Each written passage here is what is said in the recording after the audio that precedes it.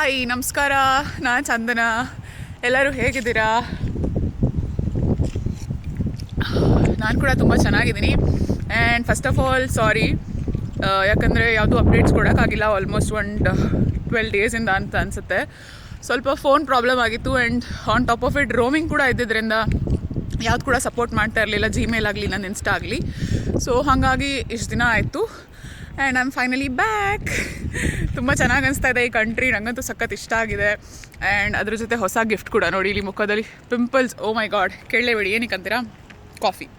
Because ತುಂಬ ಚಳಿ ಇದೆ ಇಲ್ಲಿ ವಿಂಟರ್ ಸೀಸನ್ ಆಗಿರೋದ್ರಿಂದ ಸಖತ್ ಚಳಿ ಇದೆ. ಬಿಸಿ ಬಿಸಿ ಅಂತೂ ಇಲ್ಲಿ ಏನು ಕೂಡ ಸಿಗೋಲ್ಲ, ಕಾಫಿ ನೀರು ಬಿಟ್ಟರೆ. ಸೊ ಸ್ವಲ್ಪ ಕಾಫಿ ಕುಡಿತಾ ಇರೋದ್ರಿಂದ ಹಿಂಗೆ ಆಗ್ತಾಯಿದೆ. ಪ್ರಾಬಲಿ ಸರಿ ಹೋಗುತ್ತೆ ಇಂಡಿಯಾಗೆ ಬಂದಮೇಲೆ ಅಂದ್ಕೊಂಡಿದ್ದೀನಿ.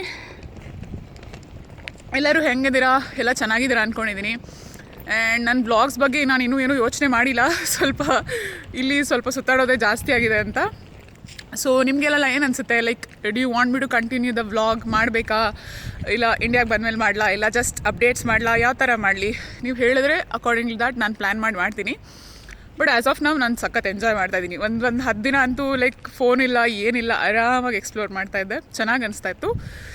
ಬಟ್ ನಿಮಗೆಲ್ಲ ಅಪ್ಡೇಟ್ ಕೊಡದೇ ಇರೋದು ಸ್ವಲ್ಪ ಬೇಜಾರಾಗ್ತಾಯಿತ್ತು ನನಗೆ. ಏನು ಮಾಡ್ತಾಯಿದ್ದೀನಿ, ಹೆಂಗಿದ್ದೀನಿ ಅಂತ ನಿಮಗೇನು ಗೊತ್ತಾಗದೆ ಇಟ್ಟಿದ್ನಲ್ಲ, ಸ್ವಲ್ಪ ಅದು ಬೇಜಾರಾಗ್ತಾಯಿತ್ತು.